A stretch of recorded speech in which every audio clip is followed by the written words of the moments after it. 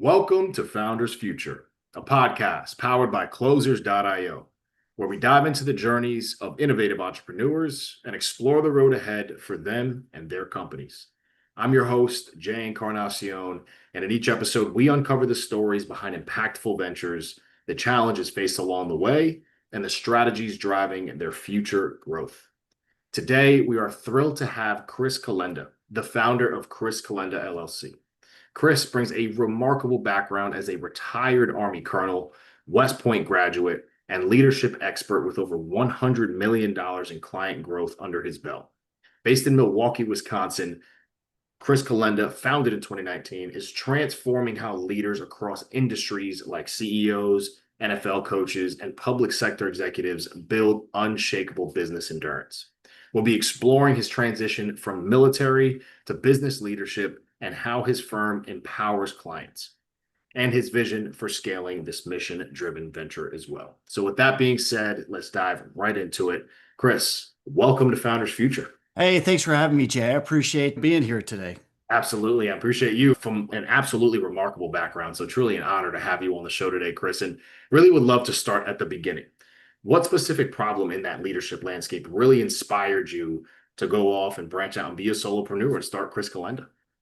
I served 24 and a half years in the military, a lot of time in Afghanistan to include leading a group of about 800 paratroopers in one of the deadliest areas of the country Wow. and managed to motivate a big insurgent group to stop fighting and switch sides. We're very proud of that. I think it's the only time in the history of the war that happened. I was then asked to be the Secretary of Defense's personal representative in peace talks we were having with the Taliban back in 2011, 2012. Absolutely fascinating experience, also very frustrating.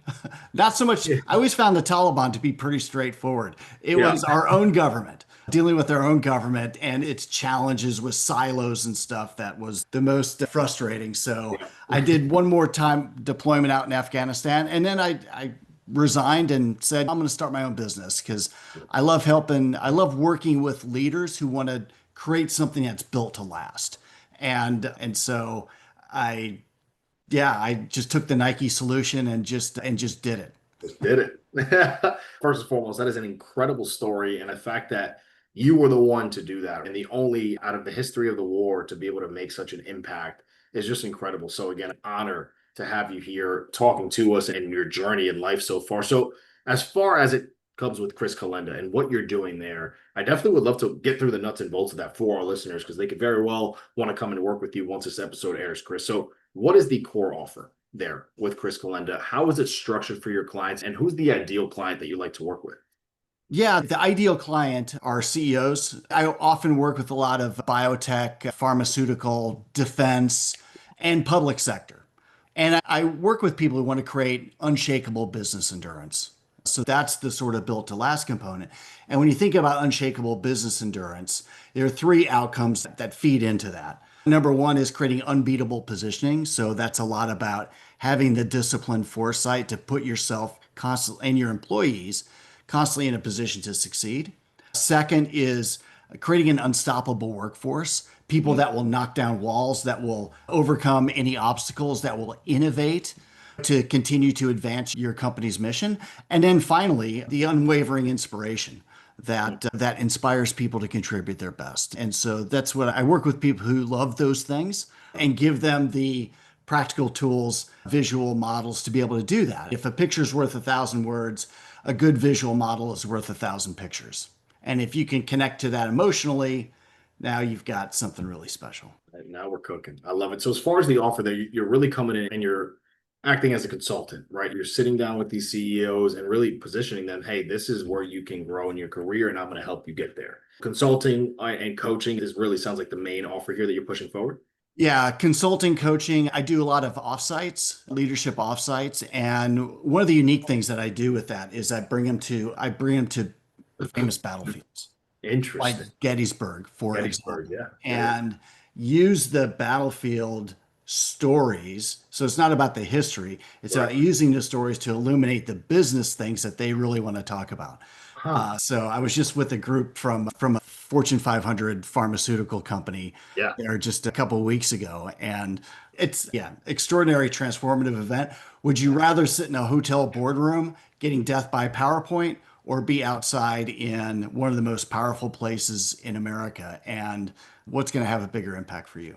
Man, you're gonna have to live stream one of those because I would love to see something like that. That sounds Oh, so that would be a amazing. blast. Yeah, if you want Yeah. to live stream something like that, we could figure that out, and We that would should. be I'm telling you epic. that. I think you would get a lot of viewers on that because I would personally love to watch something like that and mixing business with that type of history and that would be incredible. So that's super cool. Has my mind intrigued on that front for sure, Chris. Yeah, I'd be happy to jump and just give you one small example, I would love that. of that. Just get a taste. Yeah. A place called Little Round Top at the Battle of Gettysburg. Yeah. The 20th Maine was in the far left flank of the Union position, and he had about 250 people. Joshua Chamberlain did, the colonel of the regiment. They had started off with 1,000. They were down to about 250 through various battles.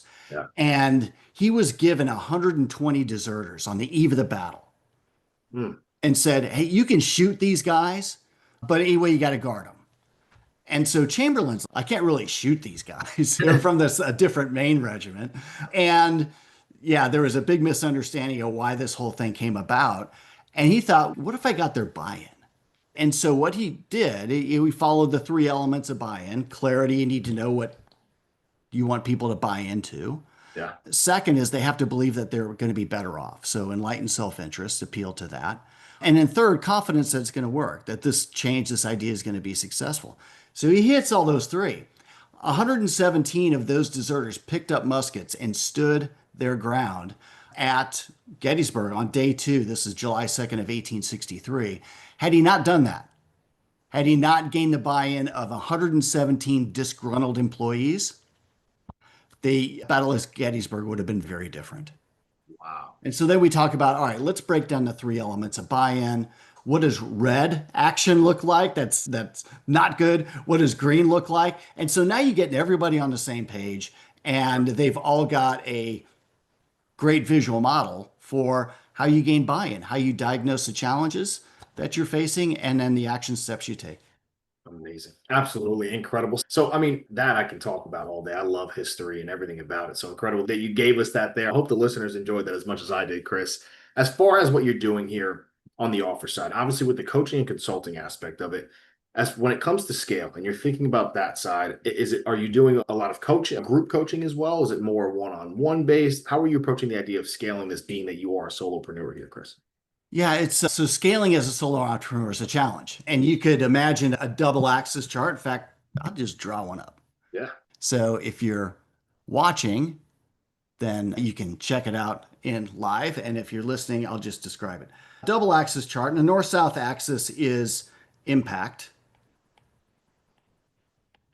So impact for your clients, helping them grow, supporting their growth and their aspirations. And the east-west axis is effort. And so this is good for solo entrepreneurs, it's good for any organization in terms of scaling. So scale. If you are in the lower left, where it's Mm, low impact, low effort, that is not worth doing. mm,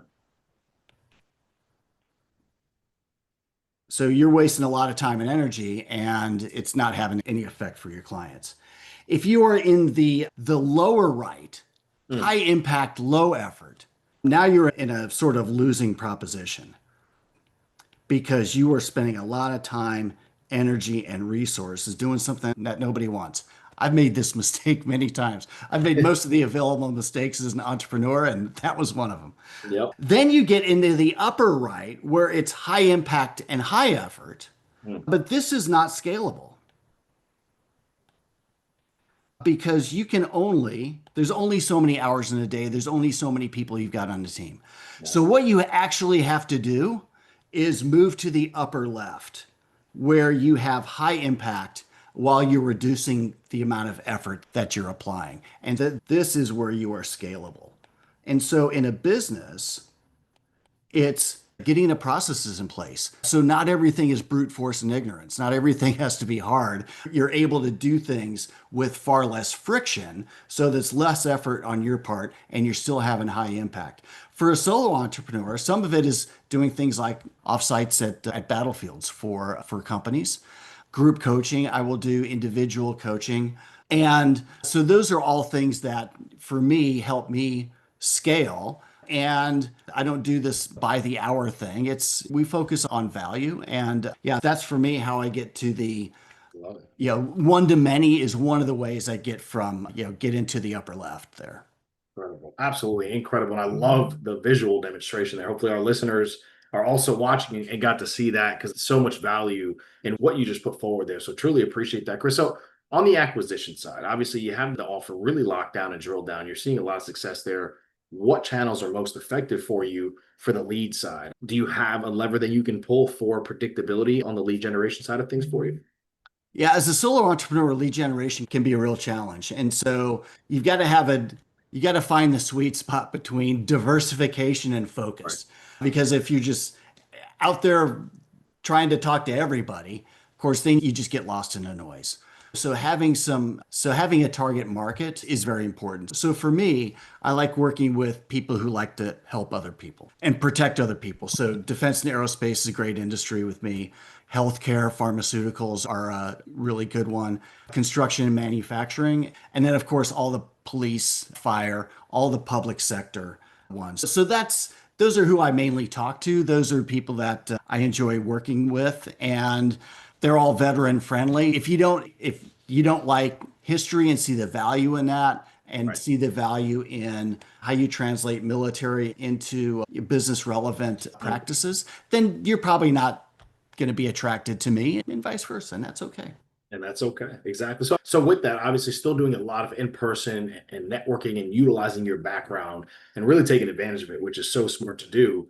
Are you still looking to break through the bottleneck of more predictability though? So maybe more on the ad side, social media, getting that name out there. So to really have that pipeline as predictable as possible, is that kind of the next step that you're thinking about right now? Oh, predictable pipeline is huge. For a solo entrepreneur, it's a struggle because you don't have a marketing team. You are your marketing team unless you Exactly. outsource it.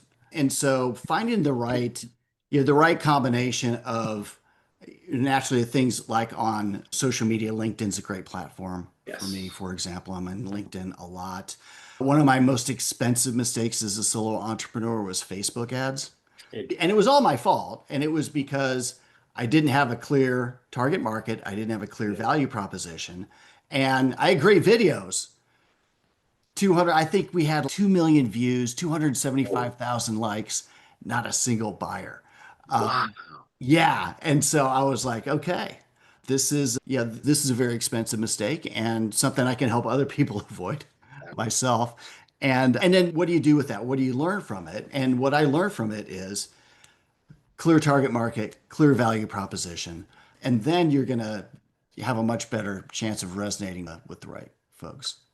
Incredible. And that's the biggest piece there is knowing, okay, here's where we slipped up. And I think it's incredible that you shared that with us because, again, so many listeners are on that same path, right? Being a solopreneur, and sometimes you get burned, right? Sometimes you make a decision that probably wasn't the best and look at the results of what you did there, but still not able to get sales. So being able to position it and have the messaging right and put it into place, huge lesson there for our listeners. So truly appreciate you sharing that as well. So with that, I would love for you to paint a picture for us here, Chris. What does the rest of this year look like for you as far as what are you laser focused on for that continued growth and scale of Chris Kolenda? Yeah, there's a couple of things. First of all, is strengthening the speaking part of my business. I love doing keynote speaking. I love speaking with groups and audiences. And in terms of business growth, that's the number one growth area for me that I'm focused on.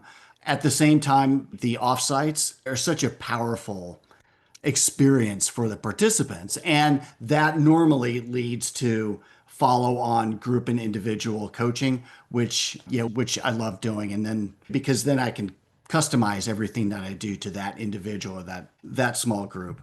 So those are the top scaling endeavors, if you will, for me. I absolutely love it. And then one more question before the lightning round here, Chris. And that's going to be in how do you see the leadership consulting industry as a whole and its evolution in the coming years, especially with your focus on that unshakable business endurance? What are you really doing to position yourself at the forefront of that evolution? I am glad you asked that. You can kind of look at the leadership consulting as an iceberg. So this is a green iceberg, and you got the water line there. Above the water line, you get almost commoditized leadership Mm, development efforts, trainings. I don't even know if that's really a word, but people say it, coachings. And some of it's great, some of it's not. The challenge, like with the iceberg, if the wind is blowing from right to left, but the current is flowing left to right, the iceberg is always going to go with the current. mm, So what we have to do as consultants, as coaches, is to understand, hey, what's at the base of the iceberg? mm. What are the aspirations that are going to catch that current? And what I found is that unshakable business endurance, people generally want something that built to last. So you've got to get down, you've got to understand that aspiration and what that looks like to them. And then you've got the three outcomes I mentioned earlier of unwavering inspiration, an unstoppable workforce, and unbeatable positioning. And so when you put those things together, now you've got something that is going to help people get to their aspirations and not just a training that the consultant knows how to give, but won't necessarily make an impact for the business. Absolutely incredible. And then just one more to finish us off here, and that is going to be on the advice side. Chris, I know you're going to have something incredible to say here, so I'm looking forward to it. What's the best piece of advice that you can leave our listeners with? Just heard your incredible journey, all the successes that you've had, and all the successes that you will continue to have. What can you leave them with before we wrap up the show? Coaching is not about weakness. It's about reinforcing your strengths. And what I get attracted to people are who want to grow. And there's literally no limit to the amount we can grow as leaders. And oftentimes it's just having the right external perspective that helps propel that particular growth. Hey, if Patrick Mahomes and Tom Brady and Tiger Woods and the best athletes in the world have coaches and trusted advisors to help them grow, the best leaders in organizations do the same thing. Absolutely amazing. So, with that right there, ladies and gentlemen, that is going to wrap up another inspiring episode of Founders Future. And Chris, I cannot thank you enough for coming on the show and sharing your incredible journey and your insights. And as I mentioned, clear as day, your drive, your passion, your motivation, your amazing background and experience is you're seeing so much success and we'll continue to see that. So, it truly has been an honor and a pleasure. And I'm serious. We have to get together and do some live streaming of those historical events, and the way just dictate that is beautiful. So definitely got to keep in touch there. And to our listeners, if you enjoyed this episode, which I know so many of you have, don't forget to subscribe to Founders Future wherever you listen to your favorite podcast, and also check out Chris Kolenda at chriskolenda.com for their free prom archetype quiz, and follow Chris on LinkedIn at linkedin.com/in/Chris Kolenda. For more resources and insights, you can visit us here at closers.io, where we are dedicated to helping businesses accelerate their growth. Until then, keep climbing, and we will see you on the next one.